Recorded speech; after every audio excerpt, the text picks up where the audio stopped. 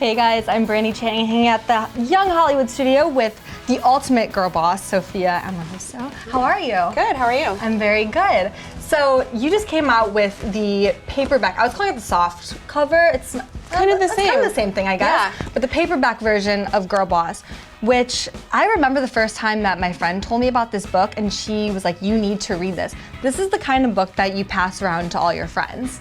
It's like the traveling book, yeah. No, truly it is, you know, and it's like the sisterhood of the traveling girl boss book. Yeah, and since I've done a couple events and signing the paperback, people are bringing the hardcover now, and they're all tattered, and there's all these notes and inscriptions from friends, and they've passed it around. It's pretty cool. Did you ever think that it would be such a phenomenon? No, I mean, I think everybody wants their book to be a bestseller, and so it wasn't something that we didn't talk about, but I've never written a book before. I don't know how that whole world works. It was very new to me. And yeah, it was just kind of like it's an easy book to read on a Sunday. It's not super heavy, but it's entertaining. It's not like if you do these 5 things, this will happen to you. A lot of storytelling and anecdotes and fun quotes. What's your favorite story in here? What's your go-to? Oh God. I mean, I think, a lot of people ask, when was the moment that was it was like a turning point for you? And for me, it was a really crazy time. I was on eBay and went into a thrift store, was just looking around and found a Chanel jacket for $8 and had no idea how much it was worth, but I was like, wow, Chanel, $8, cool, I'm gonna buy it. Put it on eBay for $9.99. It could have sold for $9.99, but of course people bid on it. It's an auction, and after a week it went for like over $1,000, and that was just like, yeah, just such a cool vote of confidence that something was working. You're like, wait, I think I have something here. Yeah. So then how long were you on eBay for? I was on eBay for about 1.5 years, selling vintage clothing, and then launched nastygal.com.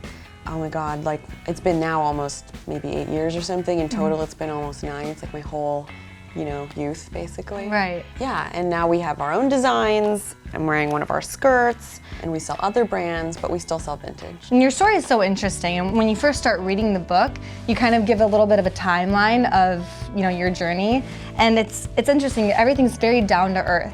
And then you go from, I think, one point where you're just kind of talking about how you started your business, and then all of a sudden you cut to kind of present day. And it's just, for you, do you look back on that kind of gap of that 8 years, and how do you feel about those 8 years? Has it gone quick, or is it? It's gone quick, but it's been really hard, and it's still just as hard. So yeah, I'm on the cover of a book, and yeah, I'm an author, and yes, Nasty Gal is a sizable business, but it's not any easier than it was 9 years ago, and I think that's the thing that I thought would be the case.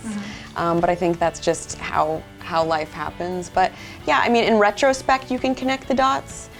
In looking to the future, it would have been hard to guess that I would be doing what I'm doing today. What would you have guessed that you would be doing? I really wanted to be a photographer. That's what I wanted to do, and I got into art school, but it was just so expensive. It was like $50,000 a year, and I didn't know how I was going to pay that back. And took community college classes for photography, but and used a little bit of my skill with photography to start the eBay store, but I don't know, it wasn't super professional photography. Are you still shooting? No, not as much as I'd like to be, but I've been behind the camera, I've styled models, I kind of know how things look on camera, which is really helpful, and yeah, I like being involved with the creative kind of 360 in all aspects of it. You have a whole chapter that's dedicated to creativity in the book. I think creativity is really important because I think we categorize things like this is creative and this is business. And I think you can be creative making a sandwich. My first job was at Subway. I think you can be creative running a business with like the people that you choose to fill your life with, and that's a way of curating things, and that the way that you combine things is a creative act. So, and creativity as like as a profession or as just something that people do is really important to me. And so I founded the Girlboss Foundation about a year ago, and we've given over $75,000 in grants to women in art, music, design, fashion. It's really exciting to support female entrepreneurs and just women who are making their way in the world now. And I think it's time to tell their stories. I've told mine. But there's so many stories of people who are doing incredible things at all different levels of success, whatever that means, and that inspires everybody. Well, I think it's very interesting because you've completely inspired a generation of women that want to feel empowered or want to do something, and the word girl boss is Is that in the dictionary yet? It's like, it's become it's definitely a part in the Urban of Dictionary the for sure, American right? lexicon, yeah. It and has. if, you know, I built Nasty Gal over almost a decade now. If you look on Instagram, hashtag Nasty Gal has half as many impressions than hashtag Girlboss, and the book's just been around for like a year and a half. And it's just a book, you know? How'd you come up with Girlboss? The name? Yeah. There's this like 1970s female revenge movie called Girlboss Guerrilla, but Guerilla, and it's all these like, it's like a girl gangs in Japan in the 70s just looking super amazing and like fighting each other with knives and slapping each other. And it's just like Tarantino borrowed a lot from this genre, and I just was like, Girlboss is such a good name. And it's really just about being a boss of your life. It's not about, I mean, yeah, being a girl is something that I relate to, but it's not about being the boss of other people. It's just about like being the boss of your own life. Nasty Gal itself is inspired behind a pretty powerful woman as well. Yeah, by an album called Nasty Gal by a woman named Betty Davis, who was married to Miles Davis in the 70s and was just this super outspoken funk singer and really raunchy, like super stylish lady, yeah. Who are some women, maybe your peers or other people in your lives that really you look up to or inspire you? You know what, the most inspiring thing is meeting the girls that have read this book and are like, I lost my job and it was the best thing that ever happened to me, but I only figured that out when I read your book. Like, anyone who's doing something in their life that is true to them, that's right for them, and is making difficult decisions and is comfortable being themselves is, you know, my hero. All right, so let's go into some looks right now. We're gonna start off with the job interview. In the book that you say that you've gotten every job that you've interviewed for, pretty much. Almost. Like you can get every job. Nordstrom didn't hire me. No? No. And now you're like, hey, Yeah. got my own stuff. Yeah. How do you get the job interview nailed every time? Yeah. What do you do? Well, I mean, I think it first starts with having an awesome resume and cover letter. I mean, most of us are doing it digitally, but if you can design something beautiful and not have it look like you just plopped it out of a template, it's gonna stand out. Would you say your outfit and what you're wearing into the interview has a lot to do with it as well, how you carry yourself? Yeah, absolutely. So, you know, wearing something that's, you know, stylish is important, but also, you know, not too revealing, but you don't have to be super buttoned up. I mean, something like, you know, a cape blazer is really nice. This is from Nasty Gal. You can wear it with skinny black jeans and like a pump, super simple, with just like a black t-shirt under it. Just, it's an easy thing to throw on and look professional.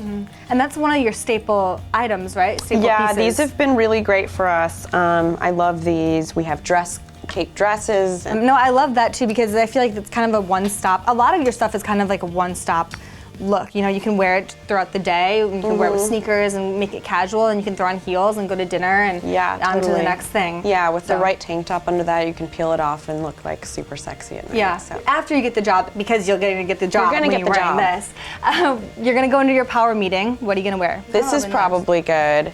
I mean, you should wear like a camisole under it because it's a little sheer, but I mean, I think the necktie is really stylish, but you can also untie it. This tucked into like a high-waisted skirt, a pencil skirt, or even some really nice like wide leg pants is like a very, very good look for the workplace.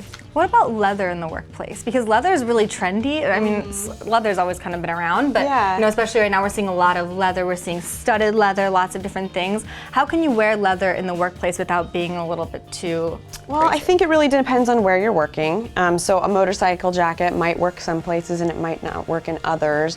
I think leather as a material is totally fine. You just don't want to be the girl in the like leather like va-va-voom dress like at work because it's just gonna be distracting to everybody and you know, it's just not the place for it. That's perfect. So know your workplace, know your audience, and go from there kind Absolutely. of. So going into nighttime then, are you a night owl or would you say you're more of a daytime? It depends. I'm not a morning person, but I'm not particularly a night owl either. I used to be a night owl and I don't know, I still find myself staying up pretty late and I like to go out every so often, but yeah. So what would you wear for a night out then? Let's see.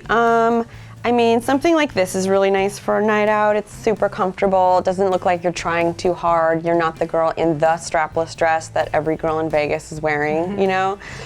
So it's, you know, I feel like The Kardashians pull off this look really well. You can wear it with like just like a really simple strappy heel, throw a motorcycle jacket on over it. This is one of Nasty Gal's staples. This is just like a little guy that's just easy to throw on over everything. You can throw it over your shoulders, and that way you can see more of the dress, or you can actually put it on and it's still short enough to show some of your shape, which is really nice. And I mean, if you're going to a place that's like less of a club and more of like a lounge, something that's not quite as casual, this guy is really cool. This is something you could probably even get away with in the workplace with like a blazer over it.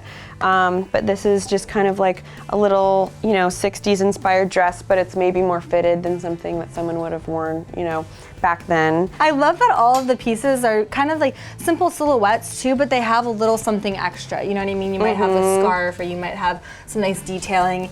You're so confident. Oh, thanks. I love that. What do you say about confidence and owning it? I just think, when you see someone walk by a piece of glass or a window or a mirror and check themselves out, like it's, I just know that is not a good look.